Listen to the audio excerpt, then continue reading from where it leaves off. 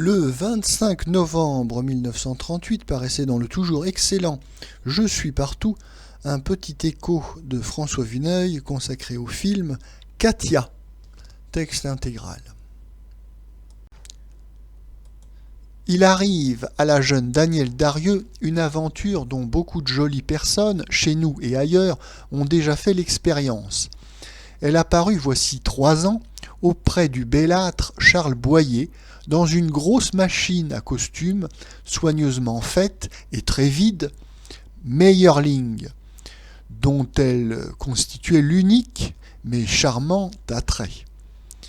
Elle était presque inconnue, d'une jeunesse vraiment touchante, dont elle se servait avec ingénuité.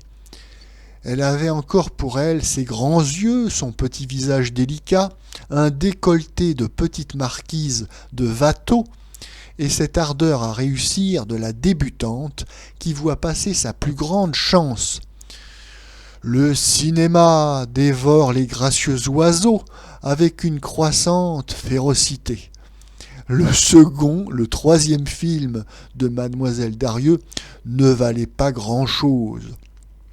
Puis, notre demoiselle a franchi l'océan.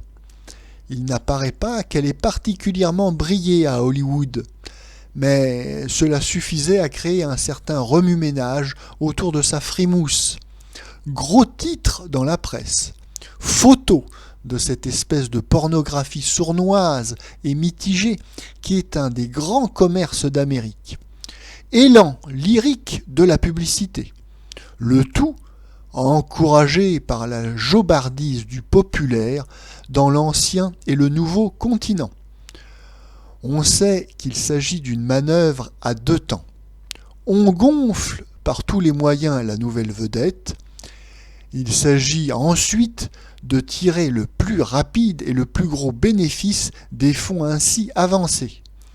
À peine de retour en France, Mademoiselle Darieux n'a plus quitté le studio.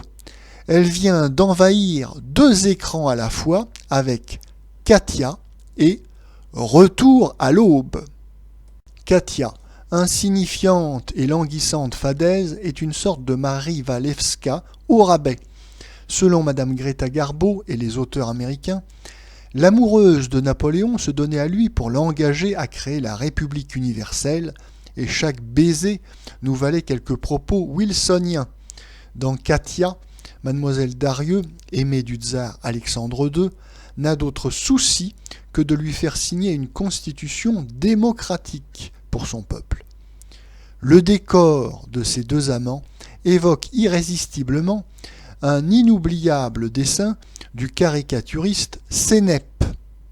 Un Français moyen a pénétré tout Guilleret dans le palais Bourbon, transformé en maison d'illusion. « Qu'est-ce que tu aimes, mon coco ?» lui demande avec une caresse Pierre Laval, vêtu en pierreuse de la rue Saint-Denis, combinaison noire, bas noirs, dans des bottes lacées.